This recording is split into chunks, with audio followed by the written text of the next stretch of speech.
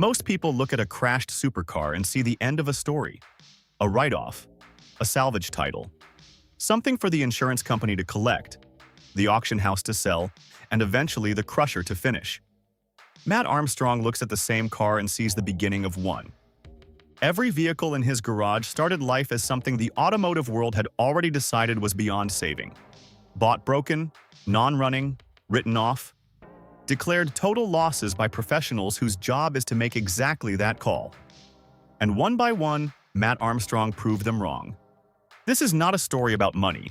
It is a story about what happens when someone refuses to accept that something is finished. The mechanic's son. Mat Armstrong grew up in Leicester, England, in his father Tony's garage. Not as a visitor, as an apprentice, from an age when most children were still figuring out bicycles. Tony was a professional mechanic, skilled and methodical, and Mat absorbed everything he saw without fully realizing he was being educated. His first career took him somewhere else entirely. BMX. He rode professionally, built an audience online, and seemed to be heading toward a life in action sports. Then an injury cut that path short before it had properly begun. He came back to cars, not to buy them, to fix them. He worked day jobs and spent every spare hour in a workshop. He was not yet a YouTuber. He was not yet anything recognizable. He was just a young man from Leicester with mechanical skills, a camera, and no particular plan for how those two things would eventually connect. Then, in late 2018, his girlfriend crashed her Audi TT, the 600-pound decision that changed everything. This is where the real story starts. Not with a Lamborghini, not with a Rolls-Royce, not with a Bugatti. With a damaged Audi TT and an insurance payout that most people would have accepted without a second thought. Mat did not accept it. He bought the wreck back from the insurance company for 600 pounds, the cost of a weekend away, the cost of a few months of car insurance, and he took it home. What followed was not a quick repair. It was weeks of work, documented in detail. The disassembly, the damage assessment, the sourcing of parts, the setbacks, the solutions. The kind of process that most people never see, because most people simply hand the keys back and move on. The finished Audi TT looked like a car that had never been crashed. Because Mat had learned, in his father's garage over years of watching and helping, how to make it look that way. But the most important thing that series produced was not a rebuilt Audi. It was an audience. People who had never thought particularly hard about car restoration found themselves watching every episode, drawn in not by the car itself but by the process, by the honesty of it, by the satisfaction of watching something broken become whole. That 600 pounds decision did not just save a car from the scrapyard. It created a career. Everything that came after, every Lamborghini, every Rolls-Royce, every Bugatti, traces directly back to a crashed Audi TT and a young man who decided not to walk away. The lockdown Bentley. When the world stopped, the work didn't. By 2020, the channel had grown.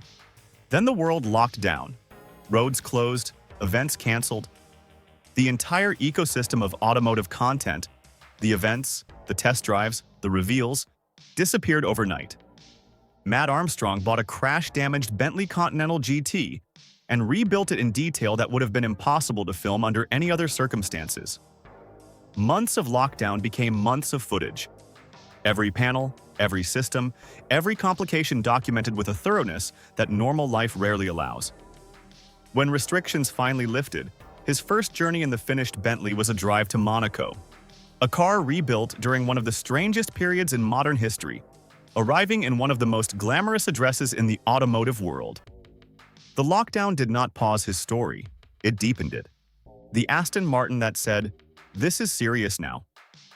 The 2019 Aston Martin Vantage arrived with front-end damage, missing headlights, and a complexity that genuinely tested everything Mat had built up to that point.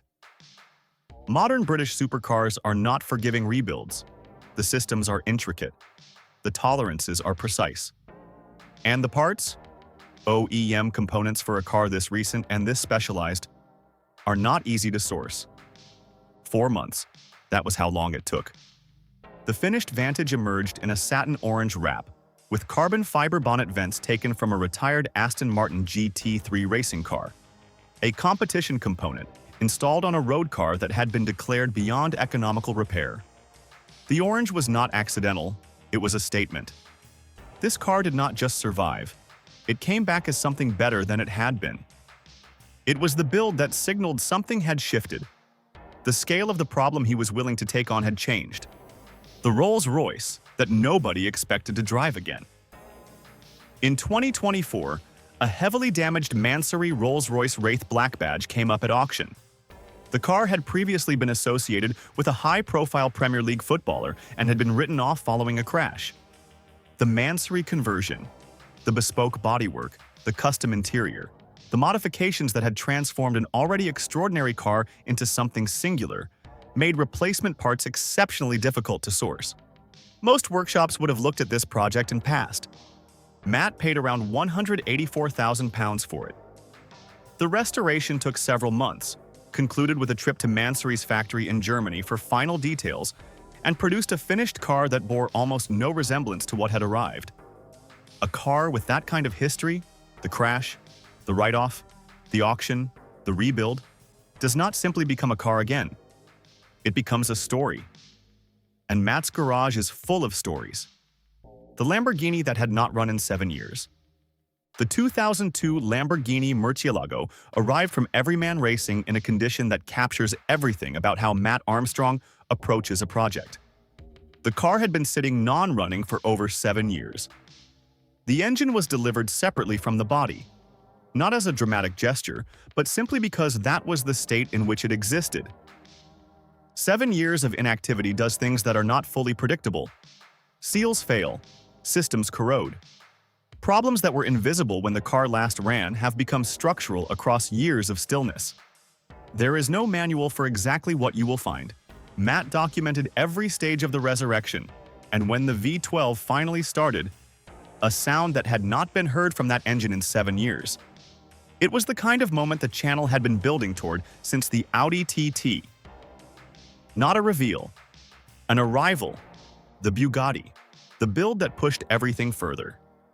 In late 2025, Mat Armstrong took on the most complex project of his career, a crashed Bugatti Chiron Pur Sport.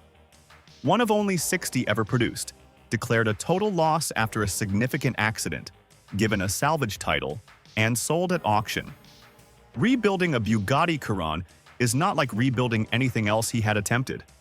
The engineering is in a category of its own. Official manufacturer support through normal channels was not available for a salvage-titled vehicle, which meant that parts, components designed and built exclusively for one of the rarest hypercars in existence, had to be sourced, fabricated, or reimagined from scratch. Custom radiators were built to replace the destroyed originals. Components were 3D printed where no replacement existed. Airbags were sourced and adapted from other vehicles. Every solution required engineering creativity rather than a straightforward parts order. The car fired up. Not finished, the project is still ongoing, but running.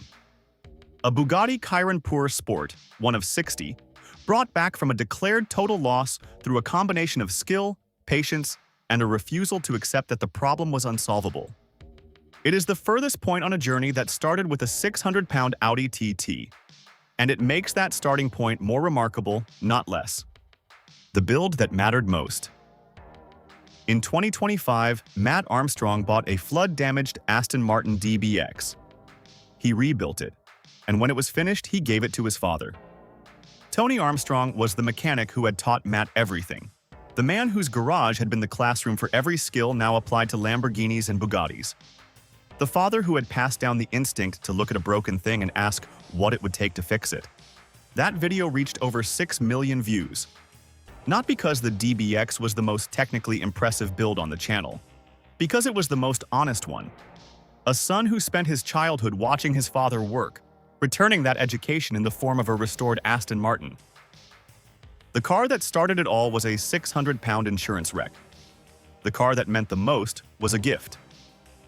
What the garage actually is.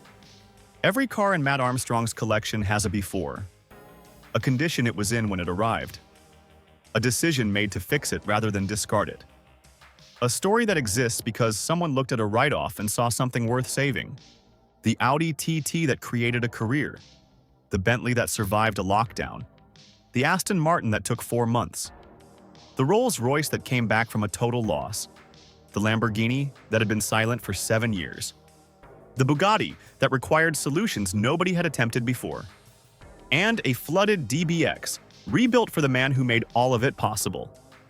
That is not a car collection. That is a timeline of every time Mat Armstrong refused to give up. Subscribe to Drive Directive and tell us in the comments, which of these builds do you think is his greatest achievement?